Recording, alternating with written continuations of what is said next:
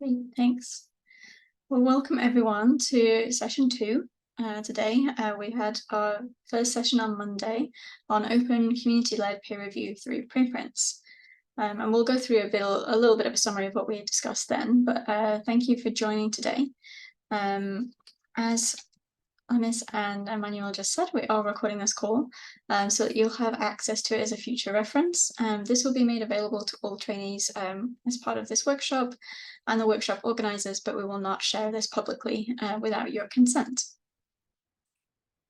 And for those of you who are here on Monday, you've already heard our introductions, but just to say again, my name is Vanessa. I am Community Manager at PREreview, and I live in Oxford in the UK.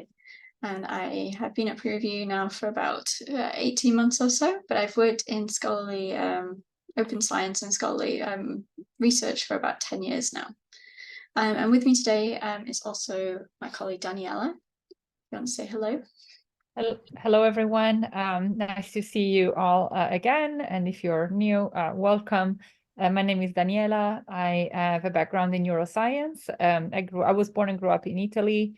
And then came to the United States in Portland, Oregon, on the west coast of the United States, where I currently live for my PhD in neuroscience. And then kind of throughout my my PhD, I came across open science and the community and Mozilla, and really met a lot of wonderful people, including Samantha Hindle and Monica Granados, who are here in the photo with me on the upper right. And we co-founded PREreview around 2017, 2018. We're all scientists and we're very passionate, like most of you, I imagine, if not all. And we're all passionate about bringing equity and transparency to research, in particular to peer review. So it is an honor to be here with you. And what got me here late are my 2 kids this morning here in this outdated picture, but glad to be here. And then my co-presenter today is also Lamis. You want to say hello? I'm sure everyone also knows you very well. But yeah, I think everyone is tired from me at this moment. But just as a formal introduction, I'm Lamis. I'm originally a pharmacist, a medicinal chemist, and a pharmaceutical chemistry lecturer at the University of Khartoum. I'm also a researcher in neglected tropical diseases, mainly working in mycetoma, which was one of the latest diseases to be added to the WHO list of neglected tropical diseases. And I think my work in academia and NTDs goes hand in hand with open science, because I think these are the areas that need open science the most and would benefit the most from open science, of course, in addition to all other aspects of science. And I started my open science journey about 3 years ago through the eLife Community Ambassadors Program. It's where I met Emmanuel, actually for the first time. And AREN was actually the project that Emmanuel started at the end of the eLife Community Ambassadors Program. I joined in a bit late to the program, but now I'm acting as the co-director with Emmanuel and also the training lead of AREN. That's why you see a lot of me in these sessions. And I'm also really lucky to be a peer review champion. It's a true honor. And also this is why I'm also part of this peer review training with you. And of course, I'm also a full-time wife and a mom to a 6-year-old boy. And yeah, really nice being with you today. Thanks so much. So just to go over our group agreements, again, these are the same that we went through on Monday, but in case you weren't here or you just want a refresher, we do have a shared notes document for today, and I'm hoping Daniela has access to the document I sent her in Slack that has like a list of the different things to share in the chat. So maybe you could post the link to the shared notes. In there, we do have a roll call document, so we'd ask you to add your name, your pronouns, your affiliations to the roll call if you feel comfortable doing so. This workshop does follow the Chatham House rules, so this means that anyone here is free to use any information from the discussions, but is not allowed to reveal who made any particular comments. And when you do write into the Google document, you will see that you won't see, but you'll see other people are just names of animals and colours, so it won't be identifying you personally when you write into the Google document. Please do feel free to eat, stretch, move, step away as you need to during the call today. You can also ask questions at any time by either using the raise hand function in Zoom, and we'll ask you to unmute, or by typing your question directly into the chat, and we'll make sure that we check that regularly. Please do try to make space for others who may be less comfortable talking than you. And please do be open to curious about and respectful of different opinions and experiences during our call today. It's also important that we just go over our code of conduct briefly as well, so that we're all on the same page about what behaviour is expected and acceptable and what is not tolerated in this workshop. Please do use welcoming and inclusive language. Please do provide feedback that's constructive to others. Please, again, be respectful of different viewpoints and experiences. Gracefully accept any constructive criticism you may receive, and please do show empathy towards other participants and community members.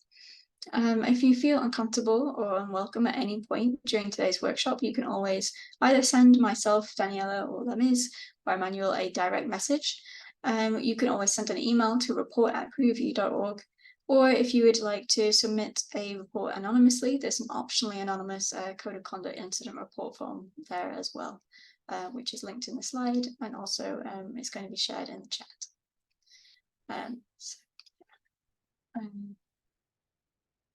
And just to go over our learning objectives for today. So on Monday, we looked at a general understanding of the current peer review system. We talked about how that works, what could be improved about it, our general impressions of it. We also talked about open peer review and what this means, the different models, the benefits, the challenges that exist within open peer review. And we also talked about an introduction to different open peer review platforms, including PREreview, and we had a little bit of a demo of how it works on the PREreview platform.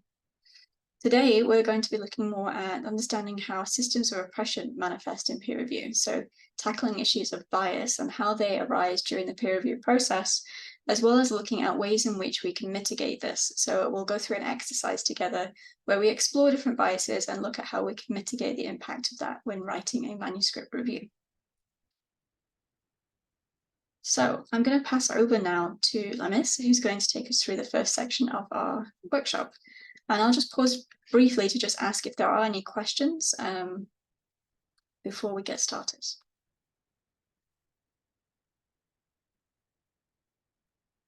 Okay, I don't think so. So I'm going to stop sharing my screen and pass over to Lamis. Thank you, Vanessa. Thank you very much.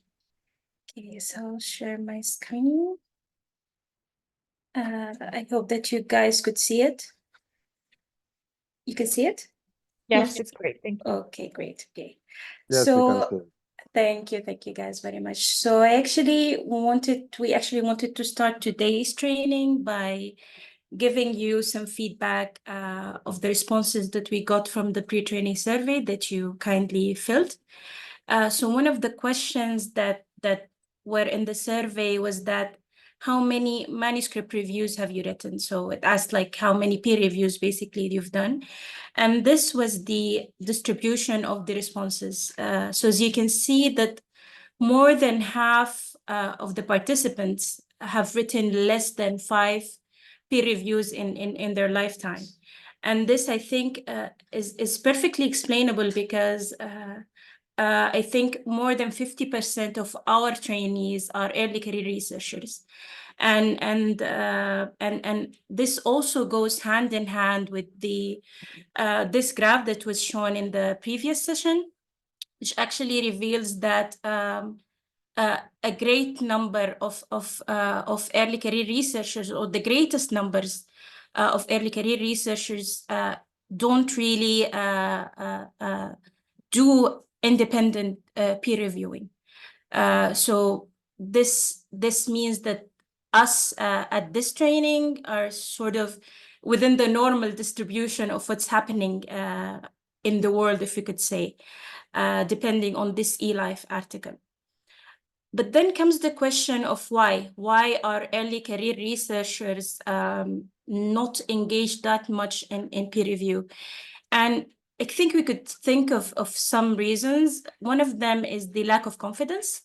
Of course, as an early career researcher, you're still learning a lot. You don't feel necessarily that you have the skills or the knowledge that would enable you to conduct peer review. Like we're always fed, and I'll be talking as me an example. Like in my community, I always, me and my peers were always made to believe that peer reviewing can only be done by someone higher in the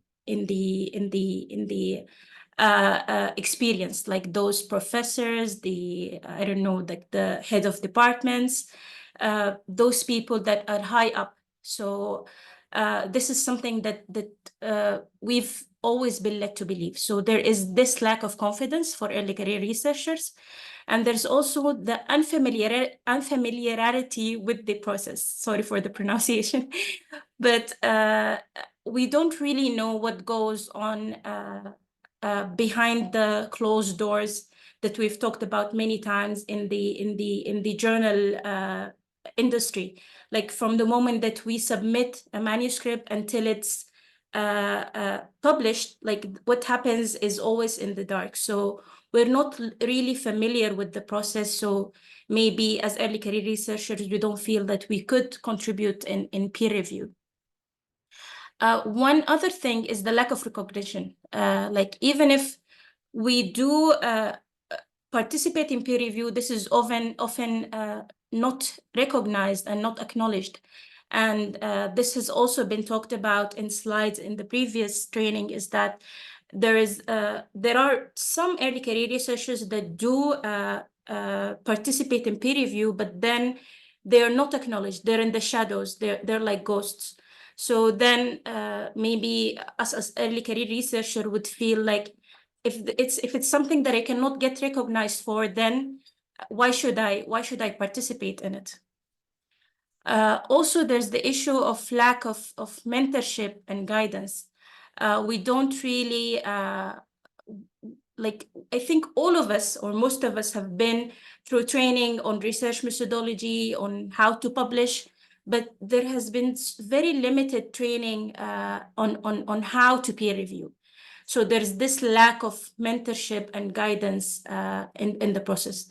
So these are some of the reasons that could explain like why we see these percentages in the distribution of early career researchers that are involved in peer review. And I would really like for you to go through this paper. I think it's a really nice paper about it's called How to Peer Review, Practical Advice for Early Career Researchers. I think it gives a really nice overview of and discussion of the issues that early career researchers face when they try to do peer review. Then, if we've talked about the challenges or the reasons that make early career researchers not fully engaged in peer review, and I think all of these things could be mitigated or canceled by open peer review. So there are many benefits that could come to early career researchers from engaging in open peer review. One of them is skill development, which of course, if you develop your skills, you will sort of mitigate the concern of the lack of confidence. The more you get skilled, the more you get confident in the process. And the open peer review process helps you in building these skills. Open peer review also helps in understanding the publication process. You know, it helps you in sort of demystifying this process that goes on from the moment that a researcher submit their manuscript until it's published. You know, this back and forth and these changes that happens to the manuscripts. When you engage in open peer review, you get a better understanding of this process.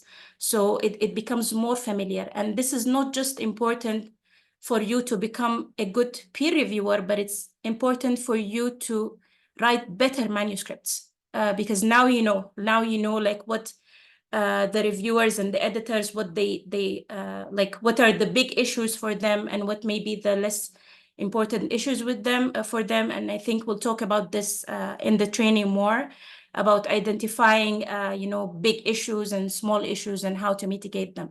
So when you already have training on that and you can do that, then you could easily detect these issues in your manuscript, and will in turn, of course, reduce the time that your manuscript would take in the review process until it's published. And Daniela and Vanessa, please feel free to correct me if I'm saying anything that's not accurate, or if you have any additions. I love this. This content is an addition of Lamis to the workshop, and I think this is wonderful. Thank you for doing this. Thank you, Daniela. Thank you very much. And the other thing is the lack of recognition, and this is exactly what open peer review does. It gives you acknowledgement. It gives you acknowledgement as an early career researcher, and especially platforms like PREreview, like you have the review linked to your ORCID. So now it has the DOI. It's something that is acknowledged, everyone could see. So you could use it to show your experience. It really is a big plus to show for the world, like whether you're applying for a position or for postgrad, that you have this experience of being able to peer review. So open peer review, again, sort of eliminates the lack of recognition problem. And the lack of mentorship and guidance is compensated in the open peer review by the community engagement. Because in open peer review, you're doing reviews usually within a community. You are sort of reading what the communities are saying, community members are saying, and these community members have different levels of experiences. So it would be like it could act as a real tool for mentorship and guidance for you in your journey.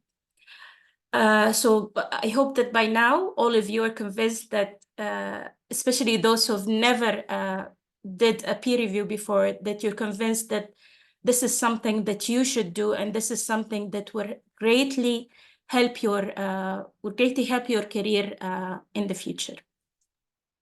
Of course. Okay, that's great. So that's great to hear. Again, I would love for you to go and look at this paper. It's actually published in Nature, and it's about why early career researchers should step up to the peer review. And I couldn't agree more, because I feel like the early career researchers, and maybe I'm biased about that because I'm an early career researcher, but I feel like we're the ones in the lab, we're the ones in the field, we're the ones who knows all the details of the work. So I think we would be able to review the work, not necessarily better, but we can say as good as those with more experience, and even sometimes better, because usually these people are like, they're out of the lab for a long time, out of the field, and they probably don't really have updated knowledge on what's happening. So this is a biased view, but because I'm an early career researcher. Then I think from now we'll move to the bias part. And as we said in the previous session, that bias is a big problem in peer review. That's why this session will mainly focus on bias and how we could identify bias, and how we can like not force ourselves, but work hard to eliminate bias from our peer review process. So again, going back to the pre-training survey, we asked you to identify triggers of bias that you feel knowledgeable about. And this again was from your responses. And I will highlight 3 of these biases that got like the most responses. The first one is the author's country of origin. It got 66.7% of the responses. The second is the author's publication record. And the third is the author's year of experience. And again, I think that these are really big biases that researchers suffer from, and especially researchers coming from Africa or from less developed countries. And I think some of these biases are unfair to early career researchers. Again, I'm going to mention early career researchers because if you're looking at the author's publication records, this means that an early career researcher with no publication record or a small publication record will automatically be looked at as, less competent. And again, the author's country of origin, this should never be a judge of the quality of the work. And also the years of experience, this again, works not in favor of early career researchers. And actually, if we look at some example of biases in the peer review process, again, you will see that these are exactly the biases that you've mentioned in the pre-training survey, which is the reputation, the ethnicity or race, the gender, the language and the writing style, the reputation of the institution, the country of origin, and the number of authors on the manuscript. So all of these are biases that are commonly there, like are seen everywhere in the world. So before we move on, then we're saying bias, then it's very important to sort of break out the bias into its definition. Like we need to, I think if I say bias, most of you have a definition of it, but then so that we're all on the same page, it's important to define what bias is. And this is a definition taken from Wikipedia, and bias is a disproportionate weight in favor or against an idea or thing that usually in a way that is close-minded, with prejudice, and is unfair. So this is like a general definition of bias. And one comic that is commonly used to describe one of the types of bias, which I think most of us heard of, is the sample bias. So we have this presenter at the conference, and this conference is for statistics. So those attending are statisticians. And then this presenter asks the audience, raise your hand if you're familiar with selection bias. And then, of course, all of them raise their hands because they're statisticians, and of course they know what selection bias is. And then this speaker comes to the conclusion that most people know what selection bias is. And of course, this is a biased conclusion because the audience is biased. But then there are many other types of biases that come into play, especially when it comes to peer review. And generally, the biases could be sort of categorized into two categories. And one of them is the implicit bias. And these are biases that we unconsciously have them. Like they occur outside our awareness. Like, I don't know if you can say, like we're used to them. Like we don't need to think hard in order to come up with these biases. And there are also the explicit biases, and these are biases that we're conscious of, and we sort of do them while we're aware of us doing them. And it doesn't really matter whether the bias was explicit or implicit, but what's important is for us to eliminate this bias, like not just in peer review, I think in everything. Okay, sorry, Daniela, please go ahead. Oh, no, continue your thought. I'll Okay. When you finish, I'll say something. Okay. So it's not really important what the type of bias is, but then what's important is for us to first to identify this bias and to eliminate this bias and sort of make it have less effect on our actions and on not just our actions, on the people that we interact with. So Daniela, please go ahead. Yeah.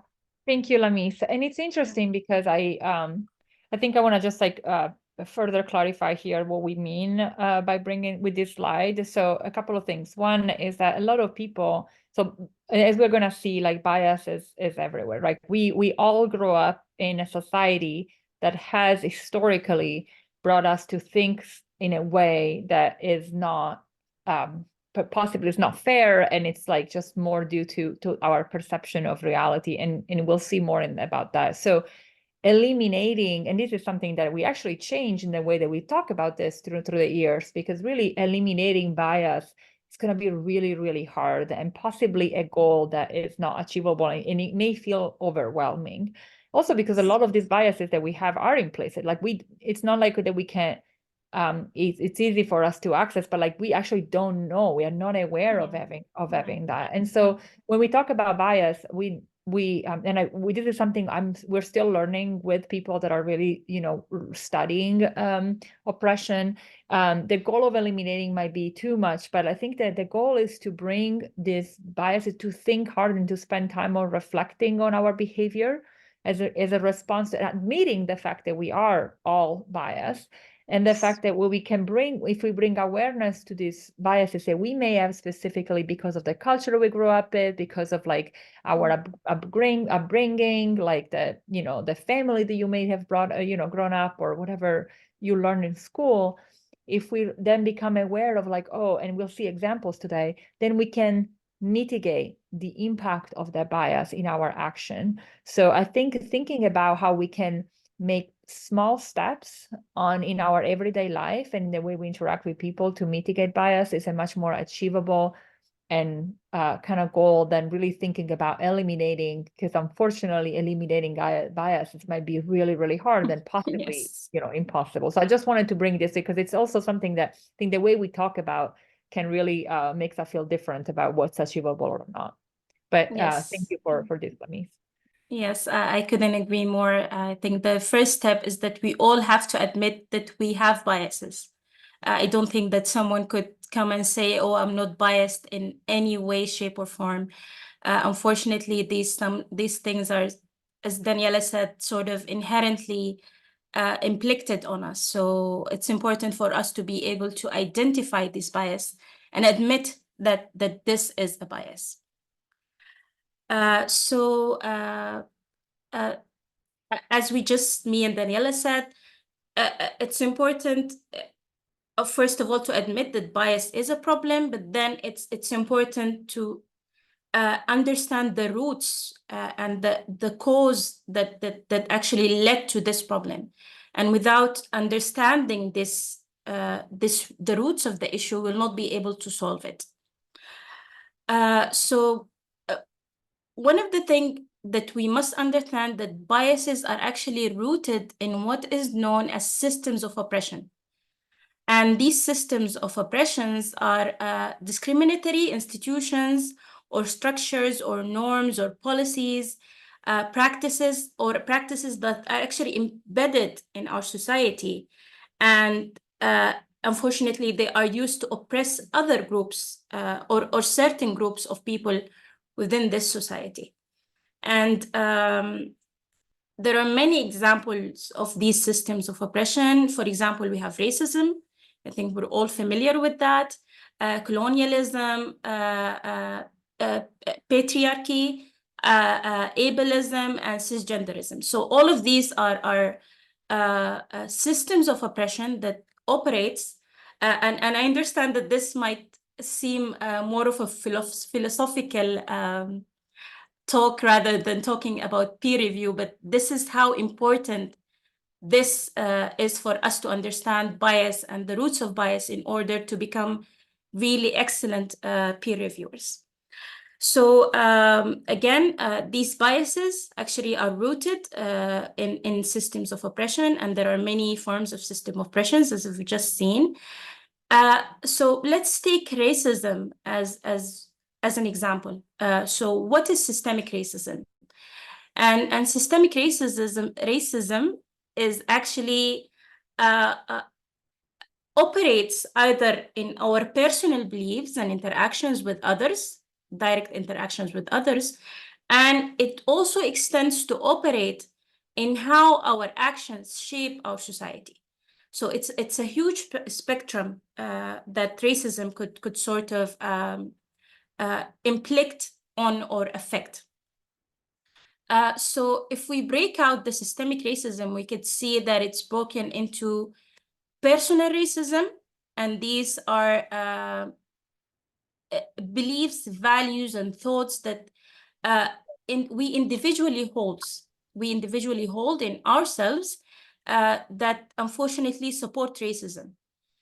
And one example for this personal racism is, for example, someone might think that people coming from a certain race are less intelligent, for example, or are lazy. For example, this is something that me as a Sudanese person experience. It's somehow there's a general belief that all Sudanese people are lazy. They're laid back, and this is a bias. This is a personal bias that unfortunately became sort of rooted in everyone, in their personal beliefs and value and thoughts.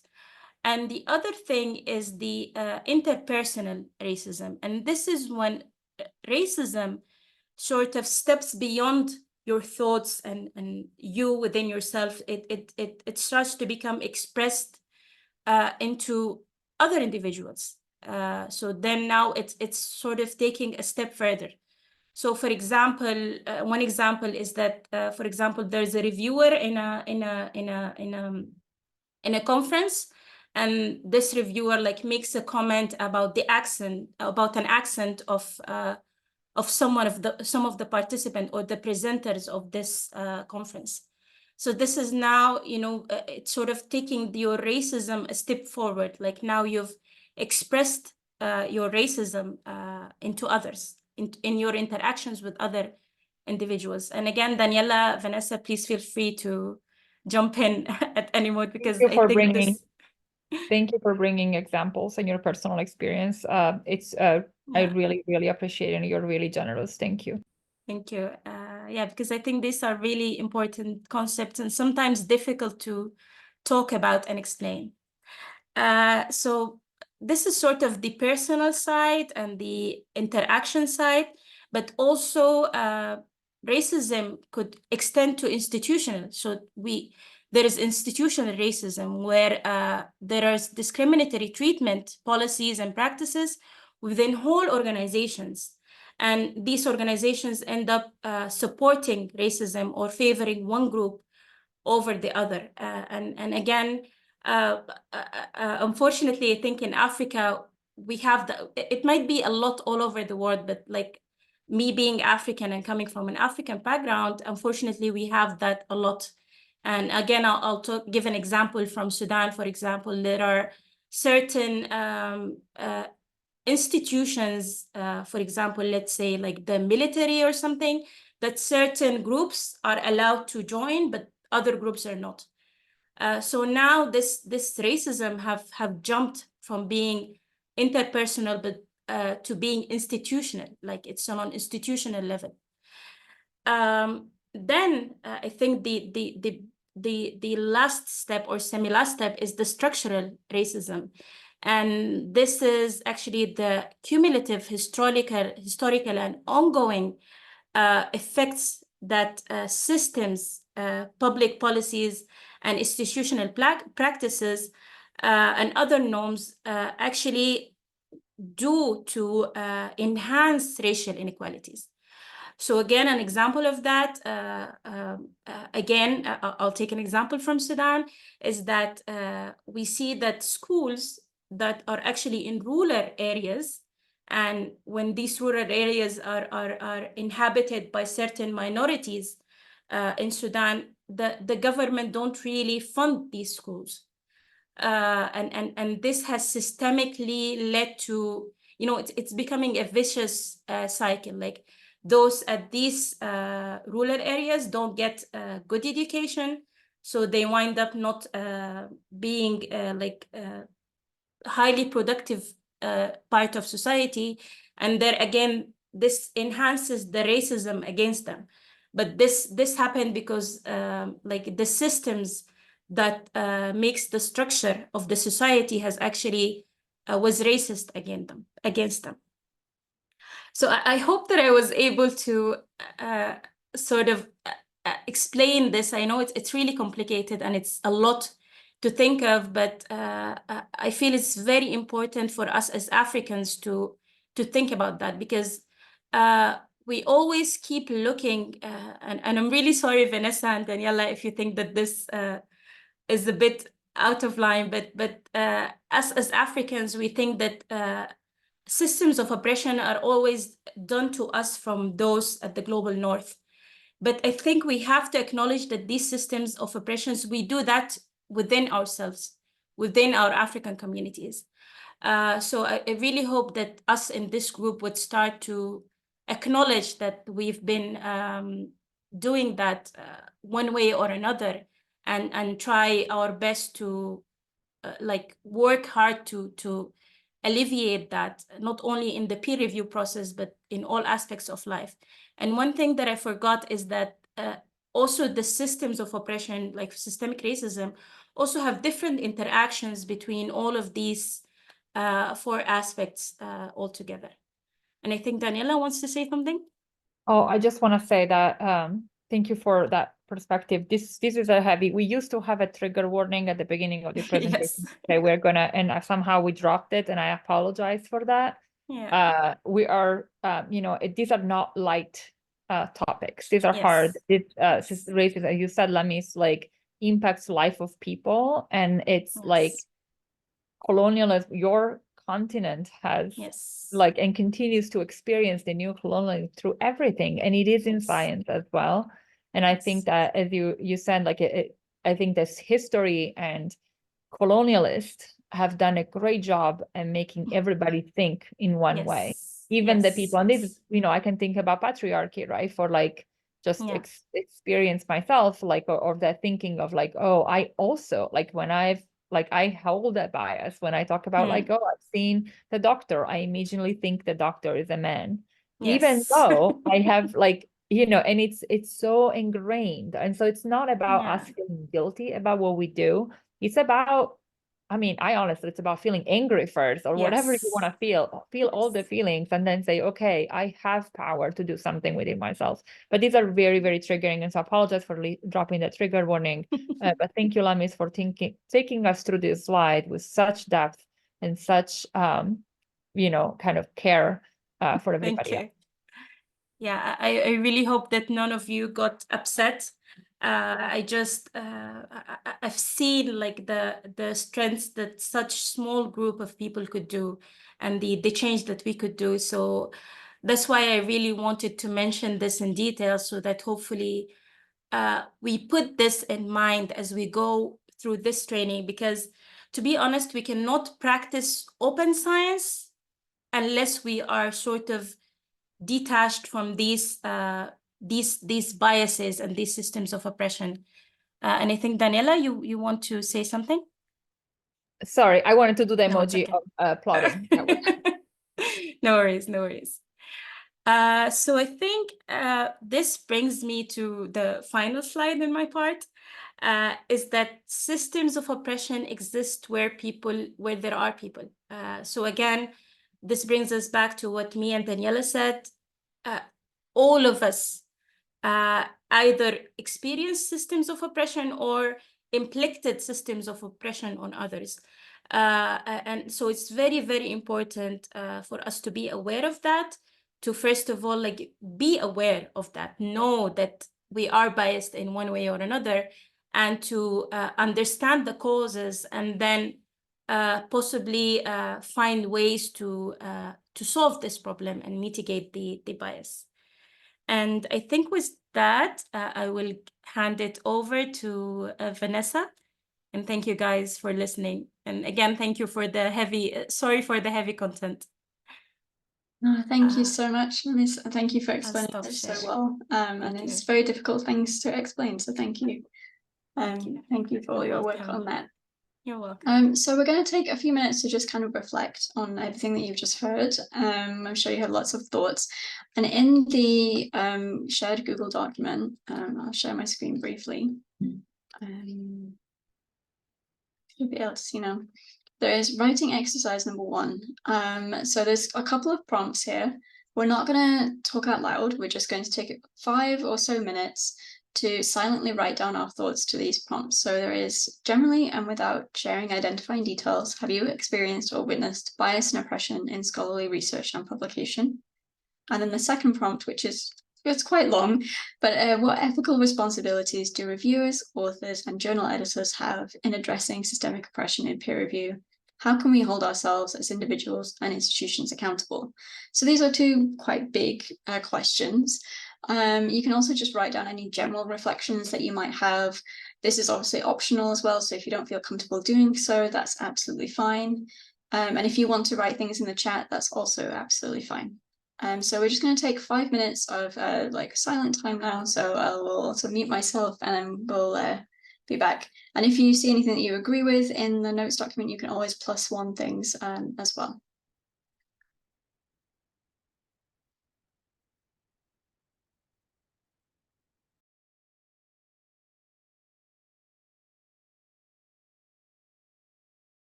I just want to say, as I said in the chat, for those of you who don't have access to the Google Doc, feel free to change where the message goes from everyone to me, Daniela Saderi, and I'm happy to share that thought paste it in the document so that it remains anonymous. If you're happy for everyone to, read your thoughts around that prompt in the chat, you can also just send it to everyone. You can also just think for yourself, and this is more of an exercise for your own person than for other people to read. But if you're happy to share, don't feel like you have to make a full thought before you write it down. We're all here to process. So thank you.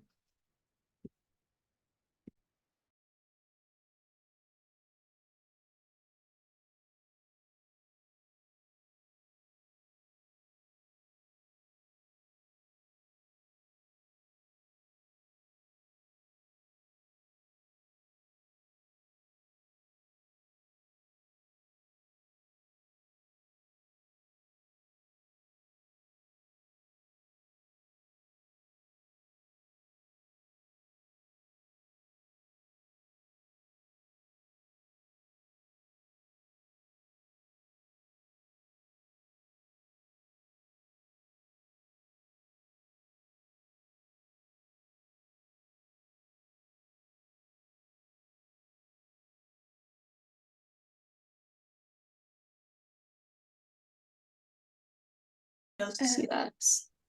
Sorry, Yeah. Vanessa, if I may just say something. Yes, please go ahead. I noticed that several people mentioned double-blind review, but I feel like this would not really be an answer to the bias issues, because if you remember, we said that double-blind is actually being very closed in the peer review process. So again, especially reviewers will not be held accountable because again, they are not known. And the idea of being open is that there is accountability. But then again, Daniela, please, please correct me because I might be wrong. It's not about. Totally agree. Yeah, it's not about correction. I think that actually the double blind, quote unquote, I think there is an effort to not call it blind anymore, but like just the process of not knowing the identity of the author and the reviewers is implemented actually quite a lot in social sciences. And they have, I think there are studies that have shown that it's hard to measure bias, right? But like it does, like if you don't know who they are. But I've also read, there are 2 things that I usually share now when I think about, this process is one that there is, it's really hard to do because especially if you're in a small field, when you read the manuscript with all the citations and the topic, it's really hard not to try to guess who they are, who they may be, and sometimes you can guess wrong and then introduce another bias, right? And so then it's like our brain is really tricky. It really wants to create connections. And so someone has shown, and I don't know if I've it's really data, but anecdotal data of this kind of new inserted bias in that process. And then the other point is that with preprints, it's kind of really impossible to do that, because if there is already a preprint of the same manuscript, some journals say to the reviewer, please don't Google the title because they'll find out who the authors are. And it's like, that doesn't work, right? Because some people will not Google, some people, or search, some people will search, and then you just don't know. And there is a power imbalance which is already the power imbalance in the normal traditional review when the reviewers know the authors, but not vice versa. So I think that transparency, training, and really just bringing awareness around these issues and bringing them to the surface is a better way. But I want to also acknowledge that the quote unquote double blind process has been brought up many, many times as a way to address bias. So I understand why people may write that. Yeah, thank you. And it like you say, it's good in theory, it just doesn't always work in practice, that it's impossible to kind of make sure that everyone's identities are not known. And also there is the accountability aspect that Lamis mentioned that you may not have if you don't know people's identities. Something to add on that point is that on PREreview, we're obviously an open preprint review platform. We encourage people to, write reviews and post them with their public name. And this is linked to your ORCID profile. So you can build a bit of a profile as a reviewer and you get credit and recognition for the work that you've done. But we also accept that sometimes people may not feel comfortable putting their name onto a review for whatever reason. And so there is an option to have a pseudonymous profile. So it's not totally anonymous, but you can post under a pseudonym. And on PREreview, this is an automatic sort of combination of a color and an animal that you would post. And unless you shared your pseudonym with other people, they won't know that this is you. However, in the background at PREreview, we still have a way in which to hold those people accountable. So if someone does write a review that is particularly harmful, for example, we can follow up with that person and we can take action. So it's just something else I'd like to add on that.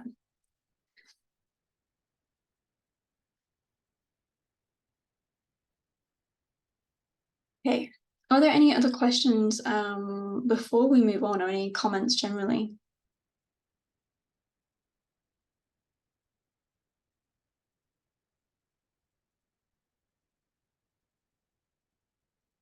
I don't see any hands raised and I don't see anything in the chat. So we will press on. The next activity we're going to do is to explore how we can look to mitigate the impact of bias in peer review. So as we discussed before, it's kind of impossible to eliminate it completely. We all do live within systems of oppression, multiple different types, and we are impacted and we're influenced by the world around us. However, we can take steps to mitigate bias and identify it when it crops up and try to make sure that we don't let this sink into when we write a review, that we're bearing it in mind and making sure that what we provide is as helpful to the reviewer as possible, and making sure that we catch ourselves if we find that we are jumping to unfair conclusions. So I'd like to introduce something we have at PREreview, which is our reviewer guide.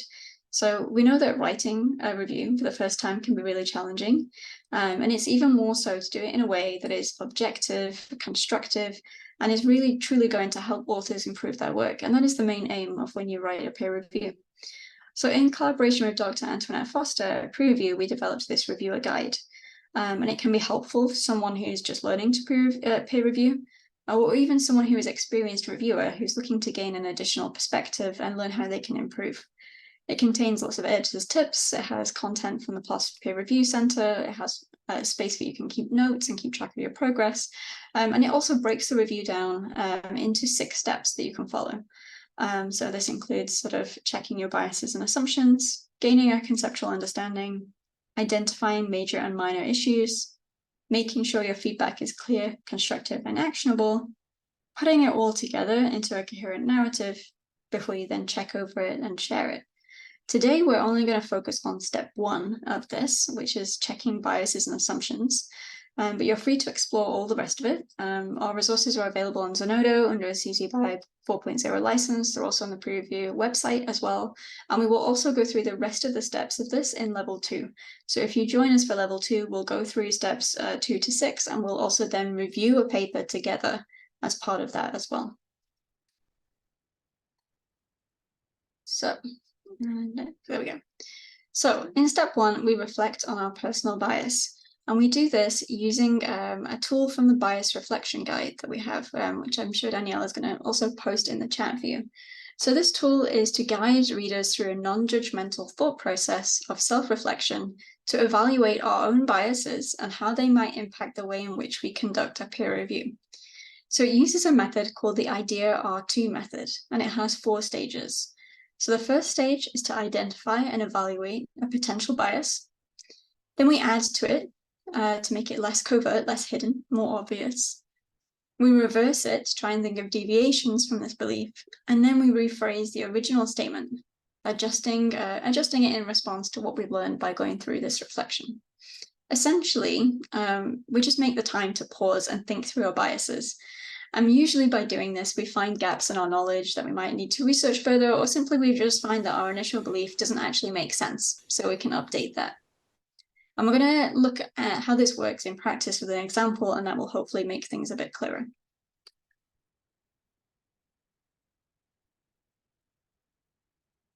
So in this example, we are reviewing a research manuscript, and we recognize that the senior author is someone who's quite a late stage in their career, so they're very experienced. And we catch ourselves realizing that we hold the belief that because we think that they are likely to have a lot of expertise, and knowing it helps me feel more confident in the quality of the proposed research. So it helps me feel more confident in the accuracy and reliability of their data and conclusions in their research. So this is quite a common belief. Lots of people believe that if you're a senior author and you're experienced, your work is likely going to be good. However, this is still a bias. This is something we might just read someone's name and think this before we've even read their work. So first, let's dig a bit deeper into why we might hold this belief.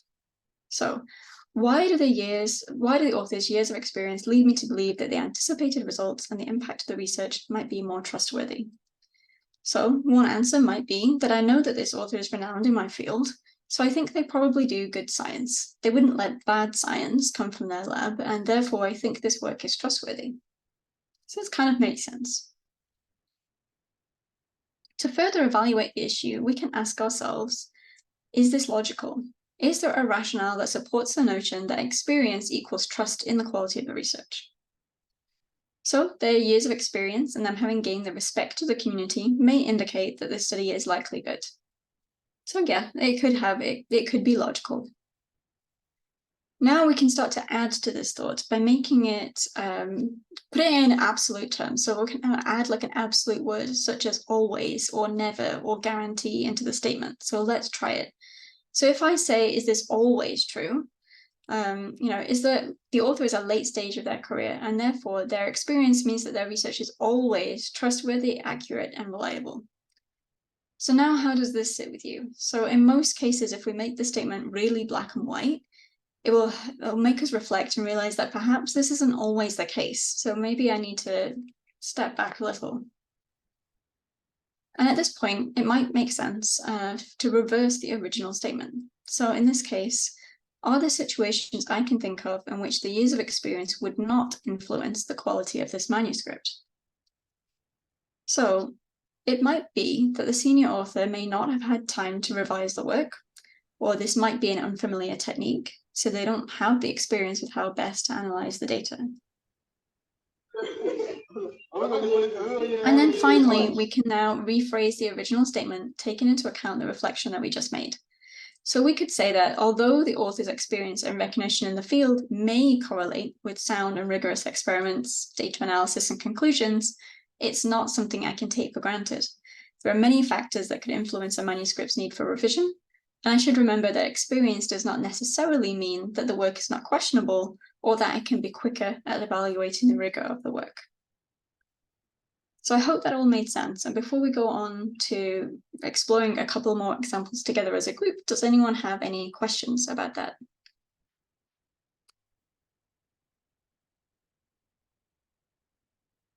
I just want to acknowledge that this might feel like a lot, and it's a thought process that Dr. Foster, the one who worked with us, like she's like, I try to do this always to assess my bias, and it's not to say like, oh, I'm biased, gotcha, like you're guilty. It's just about like bringing, as we said before, that kind of awareness around what is going on. And like you can do this before you even start reading the paper, right? How many times have you found yourself like you look at a paper, you look at the research institution, and you're like, I don't know, I don't recognize this institution, like I don't know if I trust this. Like you're already making assumptions even if you don't say that aloud. So this is really is a process of slowing down rather than just going straight into the review, just thinking about what are some of the things that your brain, like follow your thoughts and acknowledge that, and then think about how can you bring back your mind to a more fair and less biased state and acknowledge that it's there. And so when you do the review, you can say, oh, maybe I can adjust a little how I'm thinking about that because of what I acknowledged at the first step. Yeah, thank you. And just to say, yeah, that is, and it's something we all do. We all make assumptions all the time. Like it's how our brains work, especially when we're busy. And for a lot of the time, peer review work is additional work that scientists do. And people don't receive pay or credit for it, and they're already overworked. And so when there is a time pressure element, it's even easier to jump to conclusions, make assumptions, without taking this time to just step back and pause and reflect on why we think this. And that's all that this exercise is taking us through. So we are going to go into breakout rooms for this next part. We're going to set up, I think, 4 breakout rooms. You will have not 15 minutes because we need a little bit more time than that. You'll have 10 minutes in your groups to go through the IDEA R2 method with an example. And this is in the shared Google document. So you would find the name of your group, and then we will have a group discussion when we come back. And you should be able to find them. They start on the bottom of page 5. And there were 2 different examples. So 2 groups will be working on 1 example each. So one of the example beliefs is that the country in which the author's research institute is located makes me feel confident in the accuracy and reliability of the study.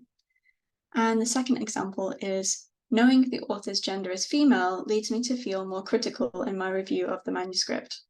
And just to also add that these beliefs are examples. They are not saying that you have these beliefs. These are just beliefs that somebody may have when writing a review. So you're putting yourself in the shoes of somebody who may think this and trying to take them through this thought process.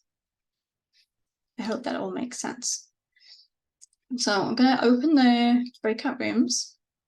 If you do, I should also, sorry, let me just go back to my slides for 1 second. I should also say that please do introduce yourself briefly in what way you would like to be known in your breakout room. Please ensure that you speak for 1/10 of the time. So for example, if there's 4 of you, you should be speaking for about 1/4 of the time in the group. Please do be kind, curious, and respectful of different opinions and experiences. Offer affirmations, clarifying questions, and helpful suggestions as you go along. If you need help at any time, there is an ask for help button and you can invite the hosts to join, and we may pop in and out to just check that you're doing okay. All right, I'm going to open the rooms now. Breakout rooms. Just for simplicity in the chat, I will open up a quote-unquote thread of comments under each example belief that I just copied in the chat to put the actual prompt to the IDEA R2, so you can follow that in the chat if you don't have access to the Google Doc. Thank you. Okay, so you should see an invite to a room. Please do let me know if you don't.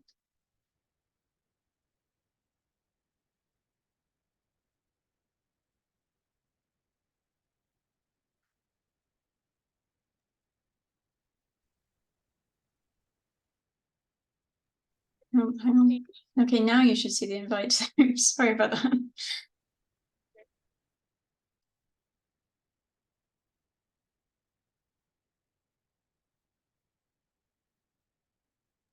We can pause recording, Emmanuel. Thank you. Also be looking. Thank you. If you join us in level 2, we will be looking through the rest of the reviewer guide. So a step-by-step guide on how to write a manuscript review, learning how to be constructive, actionable, and clear in our feedback. And then in the second session, we will put all of this into practice by collaboratively reviewing a preprint together online. And you'll have the option of co-authoring this review, and we will publish that on PREreview.org. So we hope that you join for level 2. There are some resources at the end that you're free to explore in more depth. And you can always welcome in the PREreview community. So there's some links there for our newsletter, join our Slack community, and you can always reach out to us at community@PREreview.org. And we hope to see you for level 2 next time. And thank you very much for all of your contributions today, for sharing. We hope that you found this really useful, and we hope that you will keep in touch and be part of the PREreview community. Thank you. Thank you. Thank you very much, Vanessa and Daniela, for your time. I'm sure that. Emmanuel and Lamis. Thank you. Thank you. Thank you, guys. Thank you. I think if you're in a hurry, please, you're free to leave. But I would really like to hear from Aman, because he had his hand raised. Yes. Yes. Yeah, but everyone else in a hurry, you're free to hop off the call. But please, Aman, go ahead. And we can stop the recording, please. Yes, yes, Emmanuel, yeah.